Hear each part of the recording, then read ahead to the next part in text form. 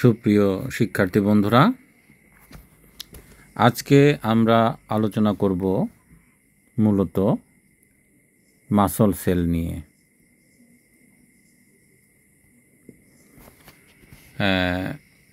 আমরা এখানে একটু দেখি যে একটা নর্মাল সেলে কি থাকে। একটা নর্মাল সেলে থাকে সেল মেমব্রেন, তেমনিভাবে মাসল সেলে থাকে সেল মেমব্রেন, যেটাকে সার্কোলেমা বলে। আর থাকে সাইটোপ্লাজম। মাসল সেলের ক্ষেত্রে সেটাকে বলা হয় সার্কোপ্লাজম। আর নিউক্লিয়াস থাকে সেলের ভিতরে, এদেরও একটা নিউক্লিয়াস থাকে মাসল সেলের ভিতরে। নর্মাল সেলের ভিতরে এন্ডোপ্লাজমিক রেটিকুলাম থাকে, মাসল সেলের ভিতরেও সার্কোপ্লাজমিক রেটিকুলাম থাকে। অর্থাৎ এন্ডোপ্লাজমিক রেটিকুলামকে মাসল সেলের ক্ষেত্রে বলে সার্কোপ্লাজমিক রেটিকুলাম। তারপরে মাইটোকন্ড্রিয়া থাকে, মাসল সেলেও মাইটোকন্ড্রিয়া থাকে। আর একটা সেলের ভিতরে আদার কি থাকতে পারে, যেমন রাইবোজোম থাকে, গোলগি অ্যাপারেটাস থাকে, পারক্সিজম থাকে, লাইসোজোম থাকে। তেমনি মাসল সেলের ভিতরে আদার কিছু থাকে। সেটা কি? এটা হচ্ছে মাইক্রোফিলামেন্ট একটা, তারপরে মায়োফাইব্রিল থাকে, মায়োগ্লোবিন থাকে, ইত্যাদি থাকে।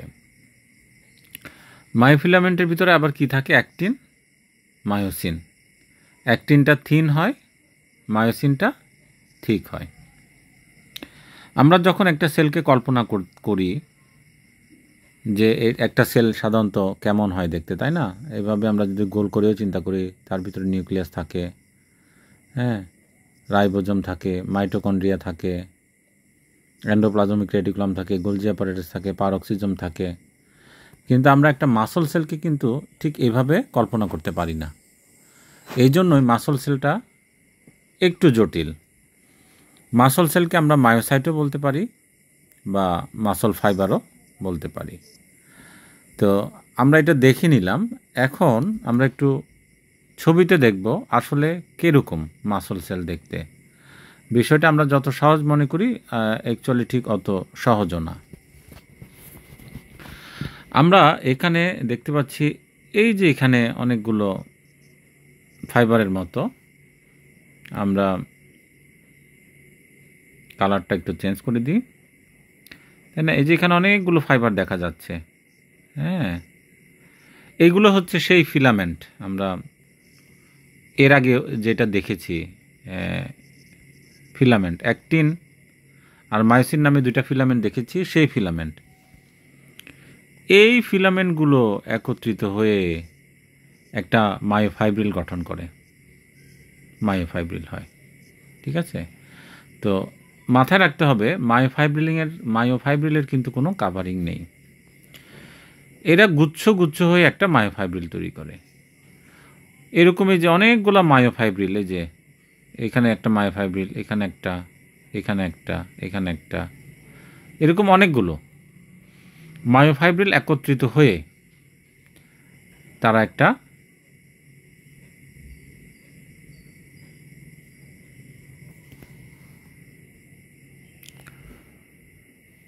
একটা মাসল ফাইবার তৈরি করে। এই যে অনেকগুলা, অর্থাৎ এই অংশটা হচ্ছে একটা মাসল ফাইবার। এটাকে মাসল ফাইবার বলে। এই যে এখানে লেখা আছে যে সিঙ্গেল মাসল ফাইবার, বা এটাই হচ্ছে আসলে মাসল সেল, বা এটাকে আমরা বলি মায়োসাইট। এটা একটা সেল। তাহলে এখন হয় কি, এরকম অনেকগুলো মায়োফাইব্রিলকে আটকে রাখে কে? এই যে একটা কাভারিং, এই কাভারিংটার নামই হচ্ছে সার্কোলেমা।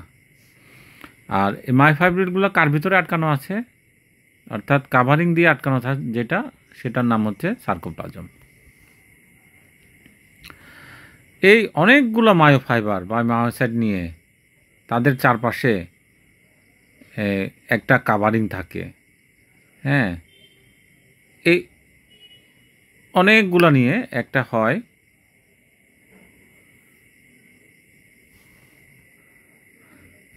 তাহলে দেখা যাচ্ছে এরকম অনেকগুলো মাসল ফাইবার একটা কাভারিং দিয়ে ঢাকা থাকে। এই কাভারিংটার নামই হচ্ছে এই যে আমরা যেটা দেখতেছি এই যে কাভারিং, এই যে কাভারিং, এই কাভারিংটার নাম হলো এন্ডোমাইসিয়াম। তো এন্ডোমাইসিয়াম দিয়ে যে কাভারিং তৈরি হয়, তাহলে এই পুরো অংশটাকে বলা হয় ফেসিকুলাস। অর্থাৎ এই পুরোটাই হচ্ছে পুরো একটা ফেসিকুল তৈরি করলো, ফেসিকুলাস বলা হয়। এরকম অনেকগুলা ফেসিকুলাস আবার হ্যাঁ একসাথে ওরা থাকে।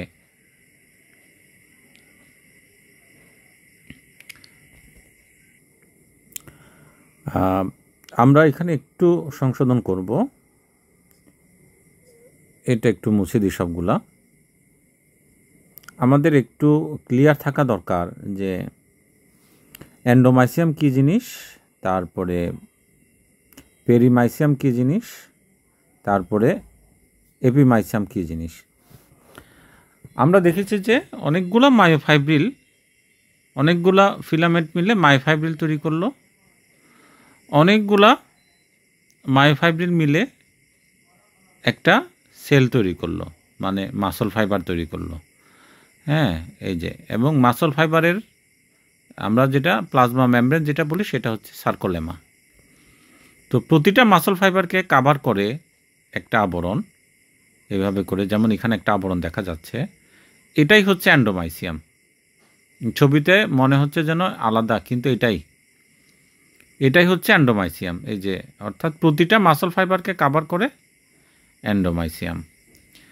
আর এরকম অনেকগুলো মাসল ফাইবার মিলে তারা তৈরি করে একটা ফেসিকুলাস বা একটা বান্ডেল। তাহলে এই ফেসিকুলাস বা বান্ডেলকে যেটা কাভার করে রাখে সেটা হচ্ছে পেরিমাইসিয়াম। এই যেটা পেরিমাইসিয়াম, ছবিতে ক্লিয়ার বোঝা যাচ্ছে না, এখানে এটা দিয়ে বোঝানো হচ্ছে যে আসলে এই ফেসিকুলাসকে কাভার করে আছে যেগুলা, সেগুলোই হচ্ছে পেরিমাইসিয়াম। তো এরকম অনেকগুলো ফেসিকুলাস বা বান্ডেলকে একত্রে যখন টিস্যু গঠন করে তখন তাদেরকে চারপাশ থেকে ঘিরে থাকে আর একটা লেয়ার, কানেকটিভ টিস্যু লেয়ার, সেটাকে আমরা বলি এপিমাইসিয়াম। এটার আরেকটা নাম হচ্ছে ডিপ ফাসা। তখন এরকম একটা মাসকুলার টিস্যু গঠিত হয়, এটা পুরোটা হচ্ছে মাসকুলার টিস্যু। এরপরে আমরা ছবিতে যাই। এই ছবিতে আমরা 3D একটা ছবি পাচ্ছি। এই যে অ্যাক্টিন মায়োসিন মিলে তারা একটা মায়োফাইব্রিল তৈরি করলো, তারপরে অনেকগুলো মায়োফাইব্রিল নিয়ে একটা ফাইবার তৈরি করে। এখানে আলাদাভাবে দেখানো যাচ্ছে না, এটা সার্কোলেমা। এই যে এটা সার্কোলেমা, তার মানে এর পুরোটাই হচ্ছে একটা ফাইবার, পুরোটাই হচ্ছে মাসল ফাইবার। তাহলে একটার ভিতরে এটা হচ্ছে ফাইব্রিল, এটা হচ্ছে মায়োফাইব্রিল। এরকম অনেকগুলো মায়োফাইব্রিলকে কাভার করে থাকে সার্কোলেমা দিয়ে, তার চারপাশে আবার এন্ডোমাইসিয়াম থাকে। তাহলে এটা হচ্ছে একটা সেলুলার ইউনিট। তাহলে এই সেলুলার ইউনিটের ভিতরে কি কি থাকে? এই যে আমরা দেখতে পাচ্ছি, এই যে এটা মাইটোকন্ড্রিয়া, তারপরে এই যে এন্ডোপ্লাজমিক রেটিকুলাম, যেটা সার্কোপ্লাজমিক রেটিকুলাম থাকে, এই যে সার্কোপ্লাজমিক রেটিকুলাম। আর এটা হচ্ছে টি টিউবিউল, এটা হচ্ছে টি টিউবিউল, টি টিউবিউল। এই যে এখানে ছবিটা দিয়েছে টি টিউবিউল। আর এখানে যেটা দেখা যাচ্ছে এটা মাইটোকন্ড্রিয়া, মাইটোকন্ড্রিয়া। তার মানে আমরা যে ছবিটা দেখতে পাচ্ছি, আমি একটু মুছে ফেলি, এটা পুরোটাই হচ্ছে একটা মাসল ফাইবারের একটা 3D ছবি। নেক্সট ছবিতে যাই, আমরা আরেকটু ভালো করে দেখি। এটাও একটা মাসল ফাইবার। এই মাসল ফাইবারের ভিতরে আমরা দেখতে পাচ্ছি এটা হচ্ছে মায়োফাইব্রিল, এই যেগুলো মায়োফাইব্রিল, তার চারপাশে এই যে সার্কোপ্লাজমিক রেটিকুলামগুলো ঘিরে আছে, এটা হচ্ছে মাইটোকন্ড্রিয়া। আর তার চারপাশে আছে সার্কোলেমা, সার্কোলেমাকে আবার কাভার করে থাকে একটা লেয়ার, সেই লেয়ারটার নাম হচ্ছে এন্ডোমাইসিয়াম, এন্ডোমাইসিয়াম। তাহলে এই 3D ছবিটা দেখে আমরা একটা বুঝতে পারতেছি যে একটা মাসল ফাইবার কীরকম হয়। হ্যাঁ, নেক্সটে এই ছবিটা একই জিনিস। এখানে আমরা দেখছি যে এরকম মায়োফাইব্রিলের ভিতরে ফিলামেন্টগুলো কিভাবে থাকে এবং তারা বিভিন্ন জোন তৈরি করে, A zone, H zone, I band. হ্যাঁ, এটা আমরা পরবর্তী লেকচারে জানব। আপাতত এখানে শুধু আমরা একটা ছবি দেখে একটা আইডিয়া নেওয়ার জন্য এই ছবিটা রাখা হয়েছে যে আসলে মাসল ফাইবারগুলো কীরকম অবস্থায় থাকে আমাদের শরীরে। আমরা একটু কাভারিং নিয়ে আলোচনা করব, যে কাভারিংগুলা যেহেতু আমাদের একটু কনফিউশন তৈরি করে, এই জন্যই আমাদের জিনিসটা লাগবে।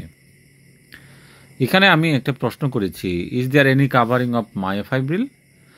সত্যি কথা হলো মায়োফাইব্রিলের চারপাশে কোনো কাভার থাকে না। হ্যাঁ, অনেকগুলো মায়োফাইব্রিল নিয়ে একটা ফাইবার তৈরি হয়। ওই ফাইবারের চারপাশে সার্কোলেমা থাকে, সার্কোলেমার চারপাশে আবার অ্যান্ডোমাইসিয়াম থাকে। এই যেটা আমাদের এই জায়গাটা বুঝতে কিন্তু একটু কঠিন হয়, এই জন্য আমি আবার এটা পড়ে বলি। A thin layer of connective tissue that encases each individual muscle fibre within a fascia fascicle. হ্যাঁ, অর্থাৎ এটা সহজ করে বললে প্রতিটা মাসল ফাইবারের চারপাশে আমরা জানি সার্কোলেমা থাকে, সার্কোলেমার চারপাশে অ্যান্ডোমাইসিয়াম থাকে। তারপরে এরপরে আমরা দেখি যে পেরিমাইসিয়াম। পেরিমাইসিয়ামটা কি? এটা হচ্ছে এই অনেকগুলো ফাইবার মিলে একটা ফেসিকল তৈরি করে। ওই ফেসিকলের চারপাশে যে আবরণটা থাকে সেগুলো হচ্ছে পেরিমাইসিয়াম। আর অনেকগুলো ফেসিকল মিলে একটা মাসকুলার টিস্যু তৈরি করে, এবং ওই মাসকুলার টিস্যুর কাভারিং যেটা, সেটা হচ্ছে এপিমাইসিয়াম। আমরা যদি পড়ি তাহলে আমরা দেখতে পারবো, যেমন the outermost layer of dense irregular connective tissue that wraps the entire muscle, this layer provide structure, তারপরে maintain structural integrity and separates the muscle from other tissue and organ. তেমনইভাবে পেরিমাইসিয়াম কি বলতেছে? A middle layer of connective tissue that surrounds bundles of muscle fibers known as fascicle. The perimysium can enclose anywhere from 10 to 100 fascia. তাহলে এই ছিল আজকে আমাদের lecture. আমরা আসলে মাসকুলার টিস্যু বা মাসল সেল ওইটার ভিতরে কি থাকে, কিভাবে থাকে, সেই বিষয়টা বুঝতে গেলে একটু জটিল, কিন্তু আজকে আশা করি আমরা আজকের এই লেকচারের মধ্য দিয়ে আমাদের এই বিষয়টা নিয়ে একটা মোটামুটি পরিষ্কার ধারণা হলো যে আসলে মাসল সেল কেমন হয়। পরবর্তীতে আমরা বিভিন্ন প্রকার মাসল সেল নিয়ে আলোচনা করব, তাদের তফাৎ নিয়ে আলোচনা করব। এছাড়া মাসল সেল কিভাবে কন্ট্রাকশন করে সেই বিষয় নিয়ে আলোচনা করব, টি টিউবুলের ফাংশন নিয়ে আলোচনা করব। এই পর্যন্ত সবাইকে শুভেচ্ছা। প্রিয় শিক্ষার্থী বন্ধুরা, তোমাদের যদি কোনো প্রশ্ন থাকে তাহলে কমেন্ট বক্সে লিখে জানাতে পারো, তাহলে আমি সেই কমেন্টের উত্তর দেওয়ার চেষ্টা করব। পরবর্তী ক্লাসের জন্য অগ্রিম শুভেচ্ছা জানিয়ে আজকে এখানে শেষ করছি। সবাইকে আবারও অসংখ্য ধন্যবাদ।